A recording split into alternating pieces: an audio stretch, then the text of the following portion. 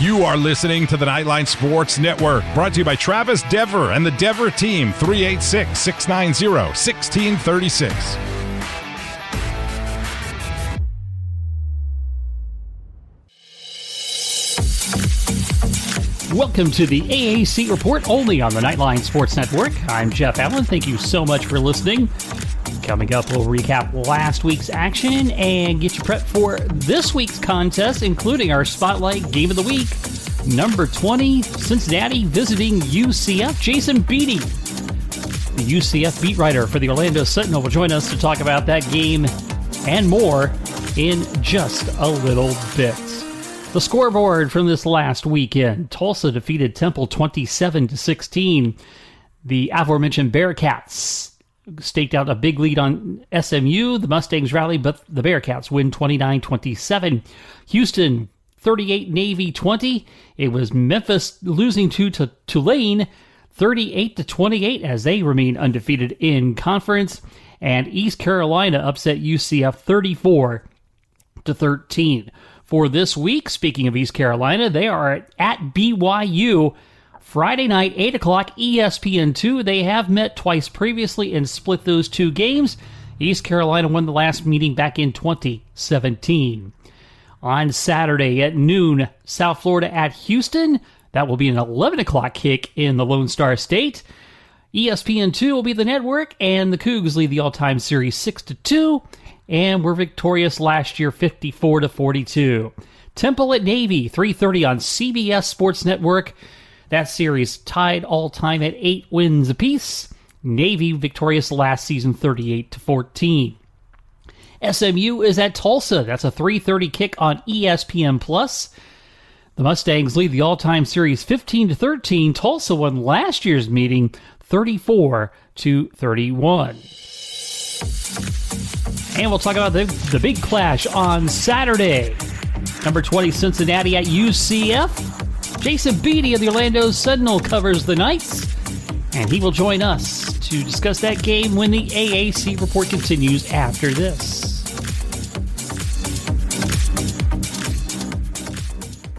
Hey, this is Travis Dever, Kai's Real Estate, the Dever team, New Smyrna Beach. Your source for real estate and everything else New Smyrna Beach. Proud sponsor of Nightline. Call me anytime at 386-690-1636. That's 386-690-1636. Let me show you my hometown, New Smyrna Beach, UCF's favorite beach. Go Knights and charge on.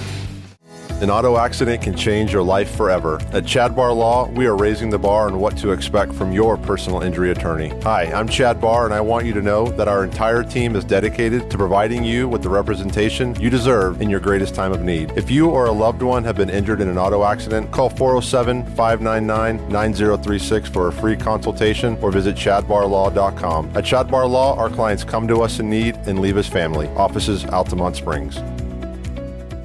Looking for more out of your Porsche? Look no further than Flat6Motorsports.com. They have the widest selection of aftermarket Porsche parts anywhere in the world. With over 85 product lines and in-depth expertise, Flat6Motorsports.com is your one-stop shop for any Porsche performance needs. Whether you're shopping for intakes, exhausts, suspension, or tuning, they have you covered. Flat6Motorsports.com is the premier Porsche aftermarket specialist. Check them out at Flat6Motorsports.com.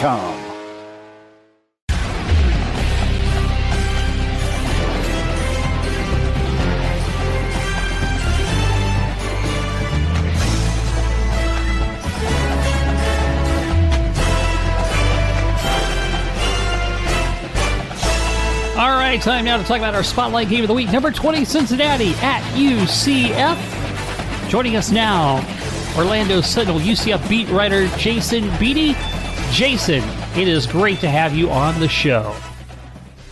Oh, absolutely. It's always good to join the show. Well, let's talk about this game in depth a little bit. First, we're going to rewind just a little bit. UCF took it on the chin, to say the least, from East Carolina. Thoroughly outplayed in all phases of the game as that went. Turnovers, all sorts of problems there. It was the classic definition of a trap game, and unfortunately for the Knights, that's what happened. Yeah, it did. I mean, I agree with the idea of trap games, I'm going to give more credit to East Carolina. I don't fully agree that it was a true trap game. I think they've had an up and down season. I would say a true trap game would be Navy in November. Okay. That's just my view of how I define a trap game and what ECU was and what they're going to be. I mean, they have an interesting road game at BYU this weekend. I know BYU hasn't had the season they wanted to, but nonetheless, they're going to the Big 12 too. I mean, you look at ECU's schedule, starting with UCF, they play their next 3 games, including UCF, the stretch of 4 games against Big 12 teams next year. So we're going to learn a lot about the Pirates, but I think they're better than their record was, and they showed it on Saturday night. I think, obviously, in terms of it being a trap game, UCF felt confident going in. They scored 70 points the week prior. I don't think anyone expected them to score a season-low 13 points while giving up a season-high 34 points. You mentioned that the turnovers, 3 interceptions by John Rice Plumlee, the fumble. UCF's defense was on the field for 11 and a half minutes in the first quarter. They couldn't get off the field in the second half. It was a true beatdown for sure. Yeah, and that's a great point about East Carolina, too, because essentially they saved their season when they rallied to beat Memphis. And now that's the kind of game that can give a team momentum as they head down the stretch, too. Yeah, definitely. I think Holt Nailers is a veteran quarterback. They got Keaton Mitchell. They seem to have a safety. The guy who had the interception, the name's against me right now, but the safety who picked out John Rice, one of those times named AAC Defensive Player of the Week. Like I said, the name's escaping me, but they seem to have a pretty good defense as well. So, a bumpy start. They only had, I think, 2 of their losses were 1-point losses. They've gone to overtime a couple times. So just a bumpy season for them, but maybe there's some momentum building. Yeah, Wilson was the guy you're thinking about for. Thank you, Wilson. Yes, yeah, the interception and the fumble recovery. Yep. So he was a key player as far as that goes. And then as you look at the AAC standings, Tulane has risen from the ashes of a 2-win season a year ago to lead a 4-0. Cincinnati's 3-0. They haven't been a strong 3-0 like we've seen them in the past. UCF certainly still in at 2-1. Houston at 2-1. East Carolina not out of it at 3-2 with a win over UCF in hand that could come in handy down the road. This looks like a conference that's been more wide open than it's ever been after 2 very dominant seasons by the Bearcats. Yeah, I was looking at the numbers earlier. Is this a must-win game for UCF? And I would say historically, it's hard to get to a conference championship game with 2 conference losses. This year might be the year that happens. I mean, you look at the last 3 years, it's been teams that have either had no conference losses or only 1 conference loss. And it's hard to reach conference championship regardless of the conference with 2 games. It doesn't happen that often, really, especially in a league like the American. So it is wide open. It's interesting. You look at Cincinnati, they get Tulane. Weirdly, at the end of the regular season, Tulane is, like you said, come out of the ashes from they have a good quarterback and Michael Pratt. That's a tough game for UCF. I mean, I think that's got to be the most frustrating thing. If you're UCF, you can get into the conference championship with 1 loss. It's been done before. Obviously, the goal is to win all of your games. But for the loss to come against East Carolina, now you have to beat Cincinnati. You have to beat Tulane. Otherwise, it's going to be really, really challenging. And you don't control your own destiny. Yeah. And you look at the Bearcats, so, and you look at the conference, so, UCF had 2 mega seasons. Cincinnati has now had 2 mega seasons. And it's kind of hard to sustain that long term, particularly since they lost a truckload of talent on both sides of the ball this year. But the fact that they have plenty of talent in reserve to reload is a testament to the program that Luke Fickell has built there. Yeah, it's pretty impressive that he's still at Cincinnati. I think Gus said it himself earlier this week. I'm sure he's had opportunities, like all these other, you go back to Scott Frost and Mike Norvell and some of those other coaches.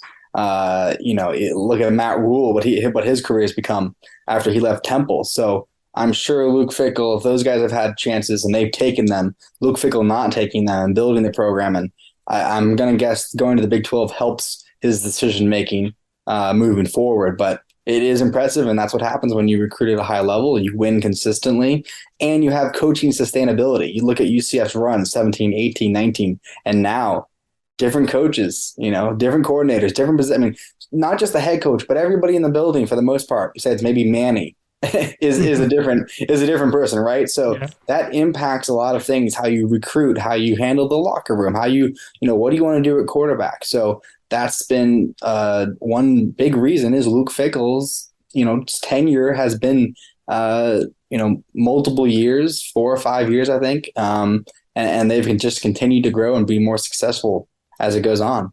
Yeah, and I think one of the things that is built into that success is the fact that they hang their hat on defense.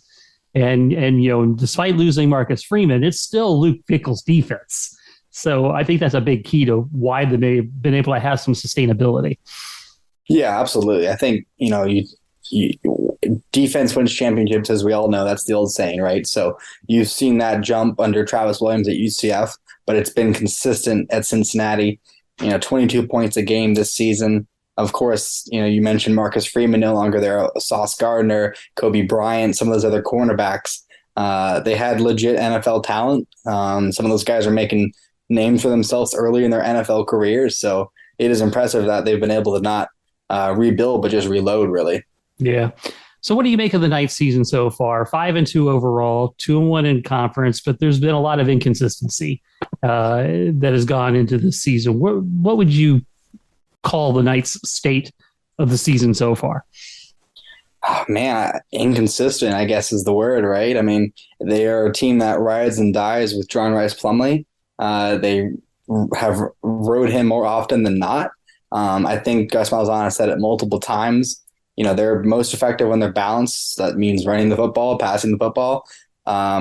It's interesting. I think, after the 70-point win against Temple, or 70 points against Temple in the win, you're probably shaking your head at the Louisville loss even more. It's like, they really would want that one back. And now the East Carolina loss, I think, kind of resets the goals moving forward. I mean, not the goals, but the expectations, I suppose. The goals are always the same, but the expectations for this team, you look at up until that point, you're thinking, okay, they beat a Georgia Tech team. They blew out SMU, who was a tough opponent. I think that was a surprising result, obviously, of the way the first half went compared to the second half. You probably want that Louisville game back. And now with the East Carolina loss and the way it went down from the turnovers and, the defense finally cracking, you're looking at the rest of the schedule and you're wondering, how many wins are left. I mean, realistically, if this up and down season continues, it is a challenge. I mean, Cincinnati, Memphis, Tulane, that's a tough 3-game stretch with 2 of those on the road. So, I'm not saying fans need to freak out or panic, but, there's a formula to beat this team. I think ECU exposed some of that. And it's just the inconsistent play from the offense, and specifically John Rice Plumlee, has led to this questionable season where you're at 5-2. You're probably happy, but that more can be done. You can be more successful. And Plumlee is a bit of an enigma. I mean, he's been really, really, really good or really, really poor when you break that down. And there's a lot of constant talk about the quarterback position, even though the guy has won 5 games. There was a segment of the fan base that wanted Mikey Keene to be the starter at the beginning of the season, and it's to me it's been pretty miraculous. It hasn't become a divisive issue, at least on the field. They're able to separate themselves away from that, but they got to hear the chatter, I would think. Yeah, look, everyone says they don't read social media. They don't read what we write. They don't read what we say on the podcast like this. They're obviously listening. They know who we are. They know what we say. So I think I'm going to put it, this way. I think when you name a starting quarterback, the team wants to rally around him, whoever it's going to be, regardless of the circumstances. So that's what they've done. Gus Malzahn is sticking with his guy. I don't know how bad it needs to get for a change to be made. That was a question I asked him in Greenville. Did you ever consider it? He said flat out no, which is not surprising. I had to ask the question, of course. I think where would they be right now with Mikey Keene? It's a great thought game, right? Where would UCF be if Daryl Mack hadn't broken his ankle? Where would UCF be if McKenzie hadn't gotten hurt? It happens almost every year, these incredible quarterback questions, right? I would have loved to see Mikey Keene in year 2. At the same time, I'm also aware that he's just not Gus Malzahn's quarterback, and not just from a recruiting standpoint, but from a philosophy standpoint. John Rice Plumlee is his guy. Thomas Castellanos is his next guy. They brought in Timmy McClain, who's very similar in skill set. I don't know what's going to happen with Mikey Keene, obviously. He has his options, obviously, in the transfer portal, of course, I'm sure. I would be surprised if it's something he hasn't even considered already. I doubt it. I'm probably sure he has. Where would they be with Mikey Keene as starting quarterback is the question. I wish I knew an answer to that. But look, you look at the offensive line. I think Gus said it on Monday. John Rice has been running for his life. I don't know. Maybe the sack numbers would be even higher with Mikey Keene. Of course, he's a smart, intelligent quarterback, so maybe the turnovers wouldn't be as many. So it's all about processing plays, making the right decisions, and I think when you combine that with what Gus Malzahn wants to do, it just makes sense that John Rice Plumlee is the starting quarterback, regardless of what happens. Yeah, it is an interesting. It's good that you asked that question about did he consider replacing because Clemson replaced their quarterback over the weekend. Yeah. Sometimes coaches can be a little stubborn. I think Gus might be a little leery of the fallout that might happen if he were to take Plumlee out. I guess, to me, it's a little bit stubborn. That's kind of my thought on the process. Yeah, I agree. And I think, if you asked him, are you being stubborn about that? His face would probably turn red. Right. I think he's aware of that maybe a little, but I don't think John Rice Plumlee is playing bad enough to be benched yet. I'm not saying it can't or won't happen. There's been moments, 49 passing yards against Georgia Tech. You're wondering, is this guy a quarterback? A couple of those interceptions were his fault. Some bad reads, not seeing the defender, making the jump. I think the third one, Gus said it, he kind of defended his quarterback, saying he was just kind of throwing the ball over there. That's obviously careless on his part, but, look, he didn't throw the ball away once. And I think he took a couple sacks that he didn't need to take that maybe Mikey Keene would have thrown the ball away differently and they wouldn't have lost the yardage. And there's a lot of ifs, right? So, it is what it is at this point, that they're sticking with John Rice Plumlee until they're not. Yeah. And as we saw, Castellanos has got the mop-up time this year. He's played his 4 games without burning his red shirt yet. I think we only see Mikey Keene if it's a mop-up one way or the other. Yeah, or if there's an emergency, like an injury of some sort, God forbid. You don't want to just get anyone hurt. But I also don't think they're going to burn Thomas Castellanos' red shirt unless they absolutely have to as well. Yeah. All right. So what do you see happening Saturday? This game is a home game for UCF after their real first true road game last week. So getting back into the friendly confines certainly has to be a help. How do you see this game playing out? Yeah, it's really interesting. I think you mentioned it earlier. Cincinnati certainly isn't what they have been. They've won their last 2 games by a combined 6 points. We saw what UCF did to SMU a few weeks ago. Cincinnati only beat them by 2 points. That doesn't guarantee a UCF win by any means, but Cincinnati surely is beatable. UCF obviously knows they can't turn the ball over 4 times. They have to, play better defense, get to the quarterback. You have to really put pressure on Ben Bryant this weekend. I don't think either fan base is really happy with their quarterback situation. They both have 5 or 6 interceptions. I know they've put together some wins since losing their season opener to a good Arkansas team. So they're on a roll as well. But they know what it's like to come in the bounce house, and they've won there close. Last year, Cincinnati blew out UCF in Cincinnati. I think Vegas had that as a 1-point favorite. It's ESPN's computer system likes UCF 60% chance of winning. So, I think at the end of the day, it really depends on which John Rice Plumlee shows up. I'm not saying they have to score 70 points. I don't think he has to throw for 300 yards, but if they can remain balanced on offense, I think UCF has a legit chance at winning this game despite last week's loss. Maybe it comes down to a field goal, but I think it's going to be a good game. I would be pretty surprised to see a back-to-back performances like we saw at ECU. That would be really concerning. And I think we're going to learn a lot about this team regardless of the result. Does this team have fight in them, or are they going to just fold and say, see you next season? So I think UCF has a better chance at winning despite the loss and the way they lost at ECU than the average fan would think. Yeah. So, quick question: what, aside from the obvious things that people talk about the UCF, what is the most interesting thing you've seen this season from the Knights? If you had to put your thought on that. Yeah, I think the most interesting thing for me, and maybe it's not a positive thing, you just said interesting, is Ryan O'Keefe's usage. Yes, he had 2 games where he went over 100 receiving yards, I think, and I know he had 2 games back-to-back 2 touchdown games. He didn't have a catch until the fourth quarter last week. At Georgia Tech, obviously 49 passing yards means the receivers don't record high numbers either. You just look at how he finished last season against Florida in the Gasparilla Bowl. It was the bowl game MVP. He was considered one of the most versatile players in all of college football. And I know when you add guys like Javon Baker and Kobe Hudson and all those other targets, and you have incoming freshmen, there's only one football. But I just feel like when Dylan Gabriel went down last season and Mikey Keene became the starting quarterback, the best play UCF ran was give the ball to Ryan O'Keefe.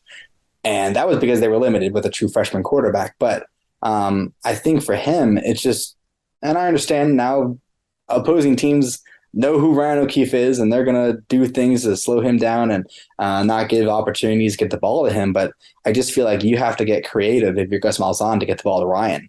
And you look at his rushing yardage and some of the things they did last season compared to this season, I think that's the most interesting thing I've seen that's become a trend almost. And I know he had a couple games where he, was, hey, look, there's our Ryan O'Keefe that we know and love. But that's the most interesting thing to me. I think in the second stretch of the season here, I just feel like you have to get him more involved, whatever it takes. Yeah, I totally thought he was the MVP last year on the offensive side of the ball. And maybe that goes hand in hand. I think, who is the offensive MVP right now?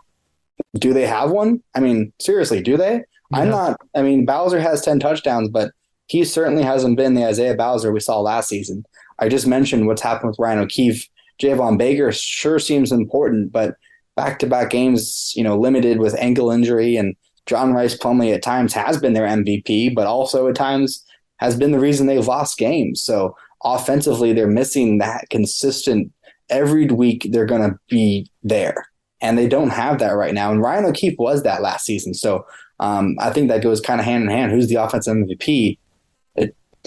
You'd want it to be Ryan O'Keefe or maybe Javon Baker, but we haven't seen that consistent. I'm not saying he has to put up big numbers every week, but we all know how fast he is and what he can do with the football. So, well, I think the guy, who could be the guy if he gets more touches, is RJ Harvey. Right, and he had RJ Harvey. It's great to see him and the story he overcome the injury, and who knows what he would have done last year. I really like the way they use RJ. I think Lewis Riddick put it perfectly. He's faster than Isaiah Bowser, but bigger than Johnny Richardson, and that's a dangerous combination for defenses. Yeah, absolutely. Well, Jason, before we let you go, you got to give those shameless plugs. Not only, obviously the Orlando audience very well knows your work, but for those outside the market, please plug your coverage of the UCF Knights. Right. Yeah, you can follow me on Twitter at @TheRealBeede. Of course, OrlandoSentinel.com is where you can find all of our UCF content every single day. It's going to be a good game this weekend. Yeah, and of course, you carry Mike Bianchi on your I do weekly show every week. Absolutely. UCF Football Now. Our latest show should be online before Saturday. Should be online tonight, possibly. But it's always fun talking with Mike, too. Outstanding. Jason, thanks again. Yep, absolutely. Cincinnati and UCF is a 3:30 kick on ESPN. The Bearcats lead the all-time series 4-3 and romped over the Knights 56-21 last season. Player of the Week honors. The Offensive Player of the Week, Clayton Tune of Houston. 5 touchdown passes in their 38-20 win at Navy. He completed 21 of 30, 261 yards, and also added 43 rushing yards to finish with 304 of total offense. The Defensive Player of the Week is Jaria Wilson of East Carolina. He figured in 2 of the Pirates' 4 takeaways, had an interception and a fumble recovery. Special Teams Player of the Week, Mason Fletcher of Cincinnati, set 2 school and AAC conference records in their victory at SMU. Averaged 65 yards on 3 punts, including the conference's previous single best by 10.5 yards, and had an 84-yard punt that topped the previous American record by 5 yards and the longest punt by an FBS player this season. And we're back with final news and notes. Volleyball. Soccer. All that coming up next when the AAC report continues after this.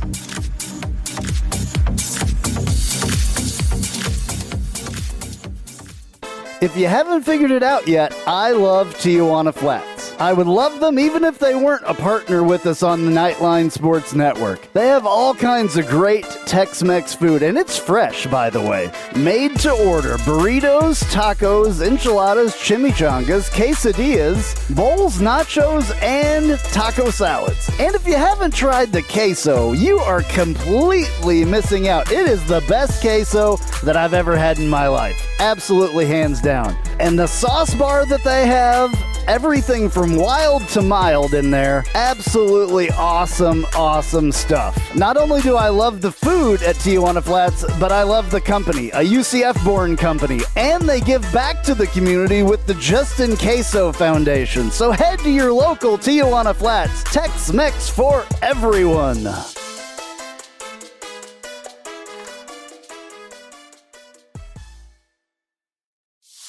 Hey Jeep Wrangler owners, have you ever sat in your office at work and watched the rain just pour into your Jeep because the weatherman said that there was a 0 chance of rain? Or you put your doors back on because there was a 100% chance and then not a drop of rain fell?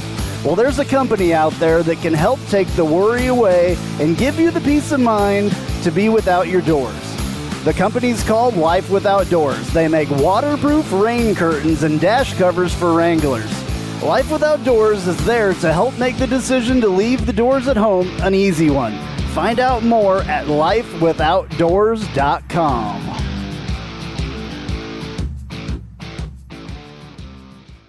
Spice up your company with homemade marketing services from Tasty Gravy Creative. Tasty Gravy serves up a menu of budget-friendly marketing, graphic design, and public relations services customized to your specific goals. Co-owned by a UCF graduate, Tasty Gravy can help refresh your brand, strengthen your online presence, or reinforce your company's message. Contact Tasty Gravy for help with your website, social media, marketing, advertising materials, and more. Visit tastygravy.com.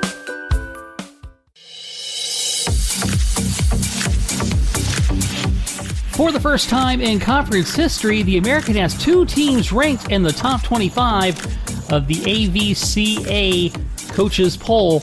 Houston is ranked at number 23, while UCF re-enters the rankings at number 25. The Cougars' win streak in the American, by the way, has reached 10 as they sit across the conference, atop the conference standings, easy for me to say, with a 10-0 record. The Offensive Player of the Week is Claudia Dillon of UCF, averaging 4.75 points per set and 3.17 kills per set, while hitting .750 wins over South Florida and Cincinnati. The Defensive Player of the Week, Kate Georgiadis of Houston, her second consecutive DP of the Week honor, 6.13 digs per set in 2 wins over Wichita State and Tulsa. In women's soccer, UCF clinched the AAC Women's Soccer Regular Season Championship on Sunday. The Knights earned the title with a win over Houston and a South Florida loss at Cincinnati. In addition, the field is now set for the tournament, which will include UCF, South Florida, Memphis, Cincinnati, East Carolina, and SMU. Seeds 2 through 5 will be determined after action on Thursday of this week. The Offensive Player of the Week, Kristen Scott of UCF, scored the game-winning goal in their 1-0 victory over Houston that helped them clinch that regular season crown. The Defensive Player of the Week, Olivia Lewis of UCF, as she helped them in a pair of clean sheets with only 1 shot goal in each match in the Houston game and against East Carolina. Goalkeeper of the Week, Anna Rexford of Cincinnati, a pair of shutout wins, made 7 saves over 2 matches in a 2-0 victory over Houston before making 1 save in a 1-0 victory over South Florida. The Rookie of the Week, Megan Smith of Cincinnati, scored the game-winning goal for the Bearcats in the 42nd minute in a 2-0 win over Houston. Then Soccer Player of the Week. On the offensive side, Gino Vivi of UCF, as he helped the Knights in an upset over number 13 Charlotte. Scored the first goal of the match in the 11th minute before assisting on the game-winning goal in the 73rd minute. The Defensive Player of the Week, Cesar Sancho of Memphis, anchored the back line for the full 180 minutes in 2 matches. Memphis allowed just 7 shots combined, while Sancho assisted on the game-tying goal against number 12 Lipscomb. The goalkeeper of the week, Colin Welsh of Memphis, 6 saves in 2 matches, and a clean sheet along the way. The rookie of the week is Alexander Patrius of SMU, a goal and assist for the Mustangs in their 3-1 win over South Florida, as SMU continues to stay in first place in the American men's soccer standings. Turning now to swimming and diving, Zoe Spitz of Rice is the women's swimming athlete of the week. The women's diving athlete of the week is Katie Denninger of Houston. The men's swimming athlete of the week is Hunter Gabino of Cincinnati, and the men's diving athlete of the week, Peter Smithson from SMU. And that'll wrap it up for this week's episode. As always, please follow me on Twitter at JeffAllen_88. And you can follow the Nightline Sports Network at UCF_Nightline. This has been the AAC Report only on the Nightline Sports Network. I'm Jeff Allen. Thanks for listening.